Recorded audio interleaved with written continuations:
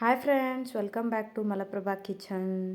ಪಾಲಕ್ ಪುಳಿಯೋಗರೆ ರೈಸ್ನ ಯಾವ ರೀತಿ ಮಾಡಬೇಕಂತ ನೋಡೋಣ ಬನ್ನಿ. ಇವತ್ತು ನೀವು ಇನ್ನೂ ನಮ್ಮ ಚಾನಲ್ನ ಸಬ್ಸ್ಕ್ರೈಬ್ ಮಾಡಿಲ್ಲ ಅಂದರೆ ಸಬ್ಸ್ಕ್ರೈಬ್ ಮಾಡಿ, ಬೆಲ್ ಬಟನ್ನ ಟಚ್ ಮಾಡಿ. ಓಕೆ, ಮೊದಲಿಗೆ ಒಂದು ಪಾತ್ರೆಯಲ್ಲಿ ಸ್ವಲ್ಪ ಎಣ್ಣೆಯನ್ನು ಹಾಕಿ, ಎಣ್ಣೆ ಸ್ವಲ್ಪ ಕಾದ ನಂತರ ಶೇಂಗಾ ಕಾಳನ್ನು ಹಾಕ್ಕೋಬೇಕು. ಶೇಂಗಾಕಾಳು ಸ್ವಲ್ಪ ಫ್ರೈ ಅನಿಸಿದ ನಂತರ ಸ್ವಲ್ಪ ನಾನು ಗೋಡಂಬಿ ಹಾಕ್ತಾಯಿದ್ದೀನಿ. ನೀವು ಬೇಡ ಅಂದರೆ ಸ್ಕಿಪ್ ಮಾಡ್ಕೋಬೋದು. ಸ್ವಲ್ಪ ಕಡಲೆಬೇಳೆ ಹಾಕ್ತಾಯಿದ್ದೀನಿ, ಸ್ವಲ್ಪ ಉದ್ದಿನಬೇಳೆ ಹಾಕಿ ಇವೆಲ್ಲ ಬೆಂದ ಮೇಲೆ ಸ್ವಲ್ಪ ಸಾಸಿವೆ ಹಾಕಬೇಕು. ಆಮೇಲೆ ಸ್ವಲ್ಪ ಜೀರಿಗೆ ಹಾಕಿ ಫ್ರೈ ಮಾಡಿ.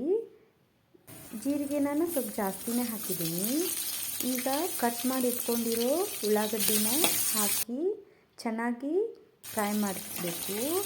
ನಾನು ಸ್ವಲ್ಪ ಅವರೆಕಾಳು ಹಾಕಿದ್ದೀನಿ, ಇದನ್ನು ನೀವು ಸ್ಕಿಪ್ ಮಾಡ್ಕೋಬೋದು. ಸ್ವಲ್ಪ ಪುದೀನಾನ ಸಣ್ಣದಾಗಿ ಹೆಚ್ಚಿ ಕಟ್ ಮಾಡಿ ಹಾಕಿದ್ದೀನಿ. ಇದು ಚೆನ್ನಾಗಿ ಫ್ಲೇವರ್ ಬಿಡುತ್ತೆ ಅಂತ ಯೂಸ್ ಮಾಡ್ಕೊಂಡಿದ್ದೀನಿ. ಆಮೇಲೆ ಇದನ್ನು ಚೆನ್ನಾಗಿ ಫ್ರೈ ಮಾಡ್ಕೊಳ್ಳಿ. ಇವಾಗ ನಾನು ಪಾಲಕ್ ತೊಗೊಂಡಿದ್ದೀನಿ, ಸ್ವಲ್ಪ ಒಂದು 7-8 ಎಲೆ ತೊಗೊಂಡಿದ್ದೆ. ಅಂದರೆ ಒಂದು ಬೌಲ್ ಕಟ್ ಆದ ನಂತರ ಅದು 1 ಬೌಲ್ ಆಗಿತ್ತು. ಅದನ್ನು ಹಾಕಿ ಚೆನ್ನಾಗಿ ಫ್ರೈ ಮಾಡಿದ್ದೀನಿ. ರುಚಿಗೆ ತಕ್ಕಷ್ಟು ಉಪ್ಪು ಯೂಸ್ ಮಾಡ್ಕೊಂಡಿದ್ದೀನಿ. ಆಮೇಲೆ ಸ್ವಲ್ಪ ಖಾರದ ಪುಡಿ ಹಾಕಿದ್ದೀನಿ. ಖಾರದ ಪುಡಿ ಮಸಾಲ ಪೌಡ್ರೇ ಹಾಕಿದ್ದೀನಿ. ಪುಳಿಯೋಗರೆ ಪೌಡ್ರನ್ನ 2 ಸ್ಪೂನಷ್ಟು ಹಾಕ್ಕೊಂಡಿದ್ದೀನಿ. ಹಾಕಿದ ನಂತರ ಇದನ್ನೆಲ್ಲ ಫ್ರೈ ಮಾಡಬೇಕು.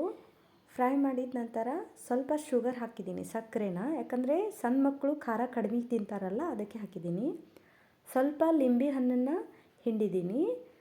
ಆಮೇಲೆ ಮಾಡಿರೋ ರೈಸ್ ಇದೆಯಲ್ಲ, ಬೆಳಿಗ್ಗೆ ಮಾಡಿದ್ದೆ, ಸ್ವಲ್ಪ ರೈಸ್ ಉಳಿದಿತ್ತು.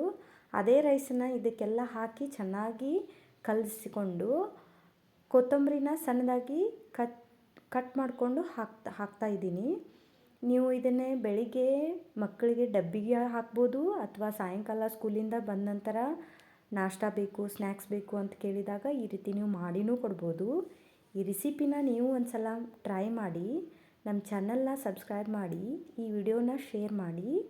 ತುಂಬ ಟೇಸ್ಟಿಯಾಗಿರುತ್ತೆ. ಈ ವಿಡಿಯೋನ ಶೇರ್ ಮಾಡಿ. Thank you.